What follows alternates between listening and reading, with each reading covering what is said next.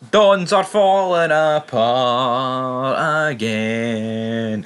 Da na na na na na na na na na na na. Folk football here with Aberdeen 1, Hibernian 3. Who'd have thought it? Me'd have thought it. We kind of did think it. This could have went either way. But Aberdeen, they are now what?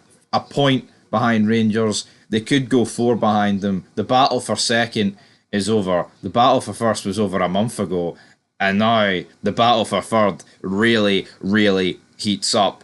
You know, it just shows you that the gulf in Scottish football is there for all to see. In Aberdeen, the arse has went right. The arse has absolutely went for Aberdeen in this game of football, despite their strong start, which we will get into. But Jesus Christ, I tell you what, really weird game of football because it looked like Aberdeen. I mean, it looked like Kisteken could have had about 10 goals today. He looked unplayable at points, but unfortunately for Aberdeen, it doesn't go that way. Didn't they go that way? They couldn't get 10 goals. They only got the one, but it was very windy at Pittodrie. Don't know what this storm's called, but I know there's a storm on the horizon, brother. All right, there's a storm. All right, and it's here.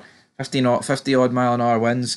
Pittodrie looked quite windy today, but they made four changes. Kestnican came back in, and for the most part, it looked like it worked wonders. It really, really did. Boyle returned for Hibs, so that was good there. Nicky Devlin has a cross pretty much straight away, but it's dealt with. All right, it's dealt with. All right, Aberdeen live to fight. Well, Hibs live to fight another day, but Nicky Devlin didn't look good for him late on in this game. Cadden though, he has a free kick that hits the wall. Pretty poor free kick. You expect better, especially in that position. But yeah, maybe the wind whistled it towards the wall. Who knows, man? Jon Snow. Say hi to Jon Snow from me up there at the wall, big man. Anyway, enough about Game of Thrones. Because Aberdeen, they thought they could sit on top of the Iron Throne this season.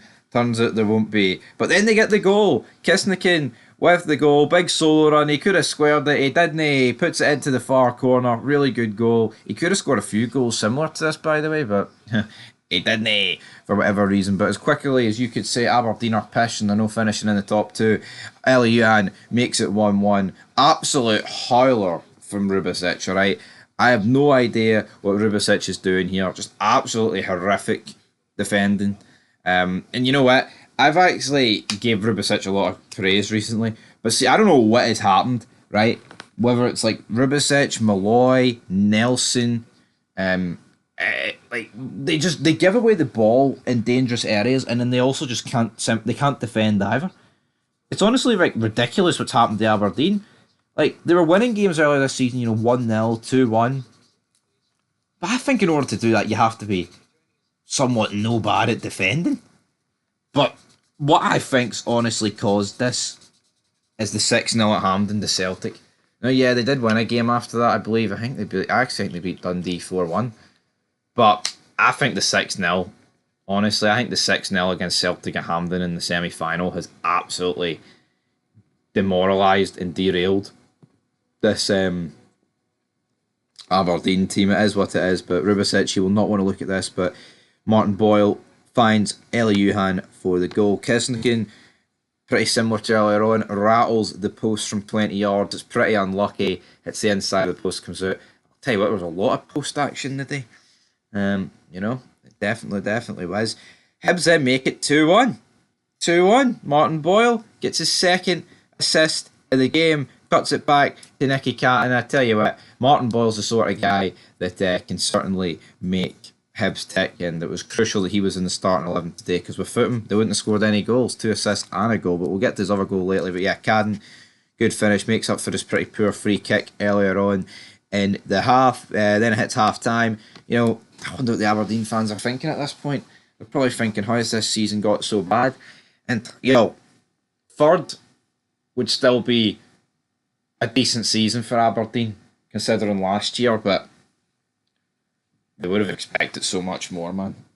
They would have expected, we see in the space of a month, we've literally went from talking about an outside, a very minuscule chance of a league title be held in November. It's pretty mental. It's got to that stage.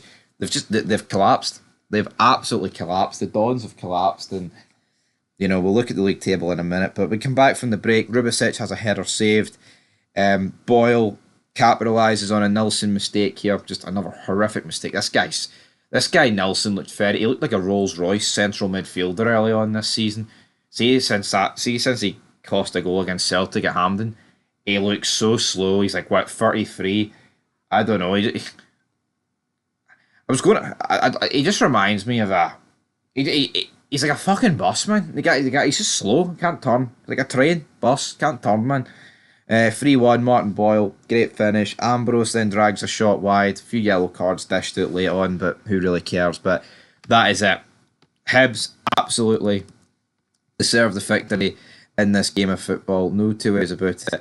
And it just shows you they've seemed to have weathered the storm under Davy Gray, and they're back fighting on all cylinders. But anyway, guys, that's going to do it for this match review of Hibs and Aberdeen. We'll be back later on for the Rangers Dundee match review, and then I think we'll do a couple of fans reacting there as well. But until next time, the Dons are falling apart.